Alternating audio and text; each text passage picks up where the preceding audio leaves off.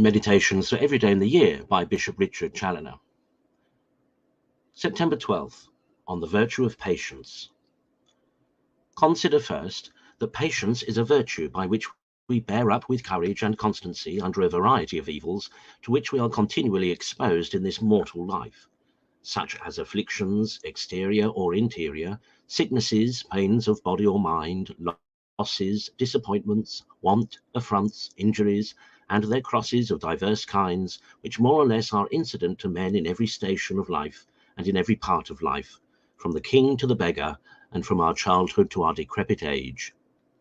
Now, under all these evils, the good Christian is supported by the virtue of patience, in such a manner as neither to be overmuch dejected, or cast down by any cross, accidents, or sufferings, nor upon these occasions to be put out of the road of virtue, or hindered from the love and service of God, but so as still to go on with courage in his way to heaven, carrying his cross after his Redeemer, without murmuring or repining.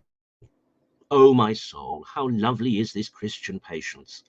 It has even the admirable property of turning all the evils of life into so many great and solid goods, by making them all serviceable to eternity, and in the meantime it makes them both light and easy, and sweetens all that is bitter in them, by seasoning them with the consideration of the holy will of God. Consider, secondly, how much this virtue of patience is recommended to us by the great example of the Son of God, who, as he was never free from suffering in any part of his life, so he both lived and died in the exercise of patience, and by his patience redeemed the world. Then all the saints and martyrs, as they had their share in drinking of his cup of sufferings, so they have all run with patience to the fight set before them, looking on Jesus, the author and finisher of faith, who having joy set before him endured the cross, as the author of Hebrews 12 says, verses 1 and 2.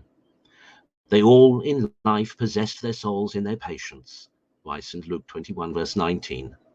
They all in death saved their souls by patience.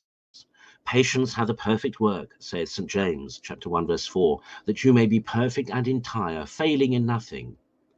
He that is patient, saith the wise man in Proverbs 19, verse 14, verse 29, is governed with much wisdom. And again in Proverbs 16, verse 32, the patient man is better than the valiant, and he that ruleth his spirit than he that taketh cities. Patience, then, is a virtue of the martyrs and of all the saints. Patience made them martyrs and saints. Patience made them truly wise. Patience gave them the victory over all their enemies. In their patience they brought forth much fruit. Patience made them perfect. Patience brought them to that incorruptible crown, which is given to none but those who by patience have lawfully strove for it and won it. O blessed patience, let me be so happy as to find thee and embrace thee. Let me live and die in thy company. Consider, thirdly, the absolute necessity of patience in order to our serving God here and saving our souls hereafter. Patience is necessary for you, saith the Apostle in Hebrews 10:36, that doing the will of God you may receive the promise. For our life is a warfare upon earth, and in every part of our life we must expect to meet with trials, conflicts, and sufferings. Now patience turns all these to our good, but where patience is wanting, all goes wrong. We sin at every step. We cowardly give up the cause of God and our souls upon every slight occasion. We withdraw ourselves from the service which we were happily engaged in. We run from our colours. We fall a prey to the enemy. Oh, 'tis true that as there is no going to heaven but through many tribulations, Acts 14, verse 21, so there is no securing to ourselves that blessed kingdom but by much patience. Conclude to give ear to the admonitions of the Spirit of God. Ecclesiasticus 2.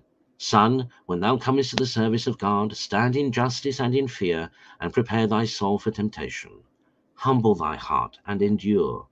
Wait on God with patience. Join thyself to God and endure. Take all that shall be brought upon thee, and in thy sorrow endure, and in thy humiliation keep patience. For gold and silver are tried in the fire, but acceptable men in the furnace of humiliation. Happy they that practice these lessons.